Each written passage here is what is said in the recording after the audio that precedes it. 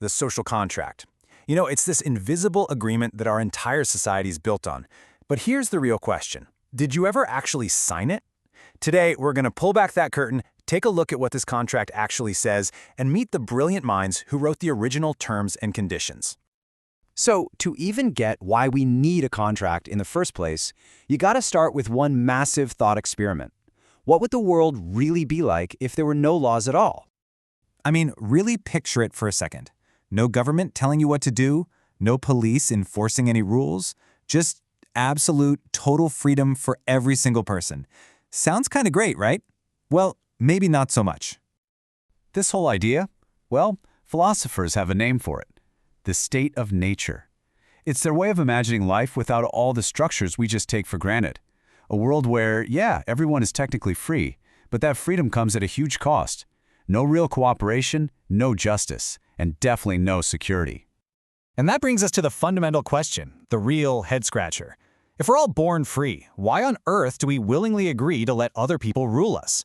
Why would we ever trade away some of our freedom for a bunch of laws? Well, the answer is all wrapped up in the social contract. And honestly, the best way to think about it is like it's society's operating system. The background code that lets us all work together without everything crashing. So we're going to meet 4 of the most influential programmers who each designed a very different system for all of us to live by.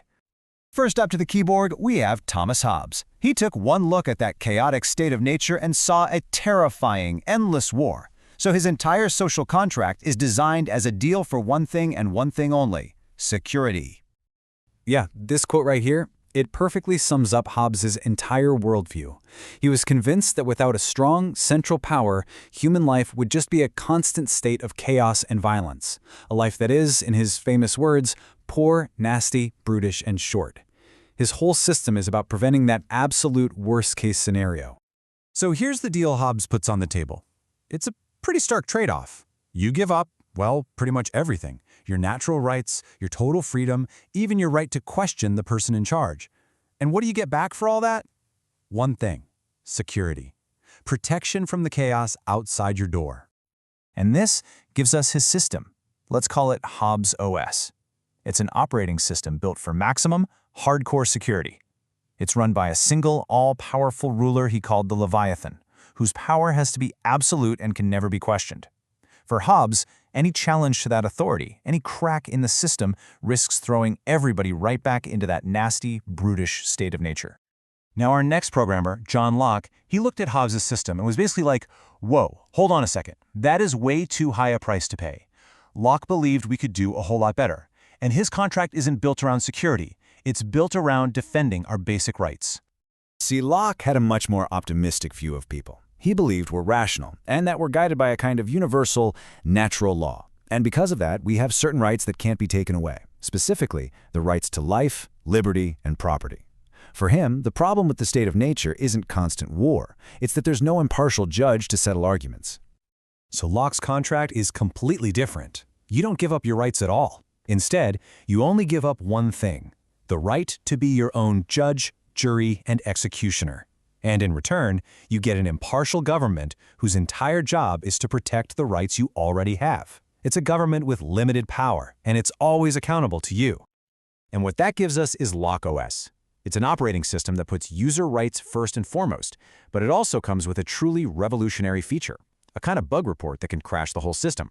If the government breaks the contract and starts violating your rights, the people have the right to revolution. For Locke, your consent isn't a one-time thing. It's something the government has to earn every single day.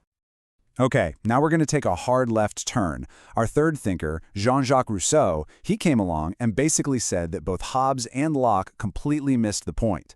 For Rousseau, the problem was never human nature. It was society itself.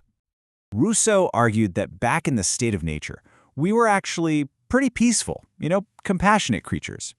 It was the invention of civilization, and especially the idea of private property, that created all the bad stuff: inequality, jealousy, conflict. In his view, society is what corrupted us.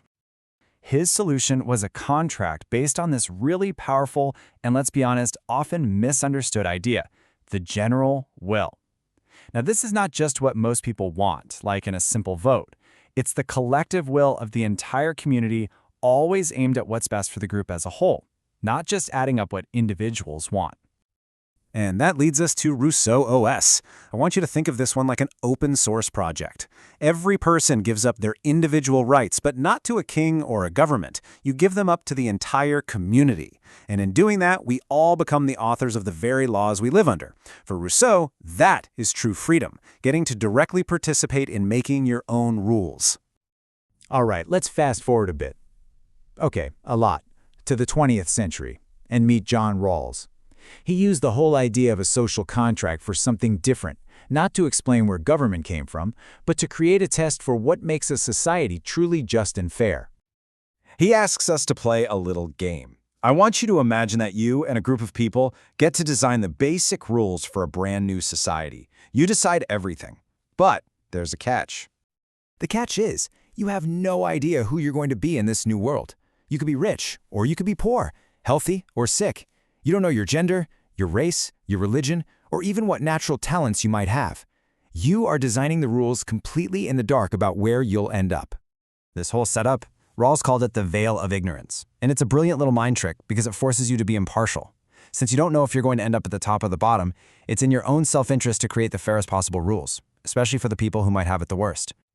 So what kind of system comes out of that? You get Rawlsos. It's an OS engineered purely for fairness. Rawls argued anyone behind that veil would agree on two main principles. First, everybody gets the same set of basic liberties, no exceptions. And second, any economic inequalities are only okay if they work to the greatest benefit of the people who are the worst off.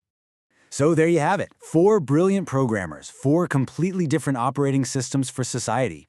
You've got Hobbes, the pessimist, who's building for ultimate security. Locke, the rationalist, coding to protect our liberty. Rousseau, the idealist, programming for radical equality. And finally Rawls, the pragmatist, engineering a system for pure justice. And you can see their code still running in the background of our world today, in everything from debates about national security to calls for social safety nets. So what's the big takeaway here? Why are we even talking about these centuries-old ideas right now? Here's the thing you gotta remember. The social contract isn't some dusty old document in a museum. Modern democracies are living, breathing contractarian systems. Every single time we vote, we are actively participating in this contract. We are either reaffirming our consent to be governed, or we're withdrawing it and demanding a change in the terms and conditions. And that leaves us with one last thought experiment. For you, let's take Rawls's test and apply it to our world, right now. If you were standing behind that veil of ignorance with no idea who you would be when the veil was lifted, what is the very first rule you would write?